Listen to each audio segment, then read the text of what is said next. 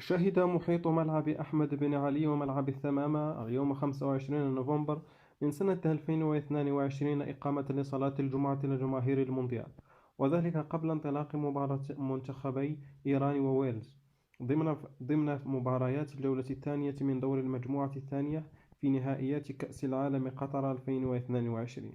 ومباراة المنتخب القطري الذي سيواجه السنغال على استاد الثمامة ضمن مباريات المجموعة الأولى. وتوافدت الجماهير منذ الصباح على الملاعب قبل موعد الانطلاق، خاصة في موعد إقامة صلاة الجمعة، حيث تفاجأت الجماهير بوجود ترتيبات من اللجنة المنظمة لإقامة صلاة الجمعة في محيط الملاعب. وتداول النشطاء على مواقع التواصل الاجتماعي عدة صور تظهر عددا كبيرا من الجماهير يؤدون صلاة الجمعة في محيط ملاعب المونديال.